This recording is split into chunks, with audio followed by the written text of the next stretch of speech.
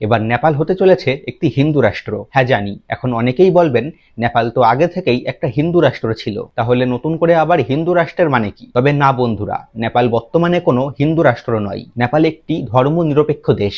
2008 সালের পর, অর্থাৎ নেপালে রাজতন্ত্র প্রথা শেষ হবার পর নেপালকে একটি ধর্মনিরপেক্ষ দেশ বলে ঘোষণা করা হয়েছিল। তবে এই বর্তমানে নেপালের বিভিন্ন জায়গায় কিছু হিন্দু সংগঠনরা আন্দোলন শুরু করে দিয়েছে। তাদের দাবি হলো নেপালকে পুনরায় হিন্দু রাষ্ট্র হিসাবে গড়ে তুলতে হবে। এবার নেপালের যিনি প্রধানমন্ত্রী বালেন্দ্র শাহ, তিনিও জানিয়েছেন আন্দোলনকারীদের দাবি পূরণ করা হবে এবং নেপালকে পুনরায় একটি হিন্দু রাষ্ট্রের মর্যাদা দেওয়া হবে। অর্থাৎ নেপালের প্রধানমন্ত্রীও হিন্দু রাষ্ট্রের পক্ষেই রয়েছেন। এবার এখন সোশ্যাল মিডিয়াতে অনেক ভিডিওই ভাইরাল হচ্ছে, যেখানে দেখা যাচ্ছে যারা অন্য সম্প্রদায়ের মানুষরা তারা নিজেদের ব্যাগপত্র গুটিয়ে ভুটানে পালাচ্ছে। তবে এই ভিডিওগুলোর সত্যতা আমি যাচাই করতে ব্যর্থ হয়েছি। আমি জানি না এখন বর্তমানে নেপালের গ্রাউন্ড লেভেলে কি হচ্ছে। তারা কি শুধুমাত্র এই হিন্দু রাষ্ট্র বানাতে যাচ্ছে, নাকি হিন্দু রাষ্ট্রের সঙ্গে সঙ্গে এক বিশেষ সম্প্রদায়ের মানুষকে নেপালের থেকে বাইরে বের করে দিতে চাচ্ছে? এখনো পর্যন্ত আমি যেটুকুই খবর পেয়েছি সেটাই আপনাদের মাঝে শেয়ার করলাম।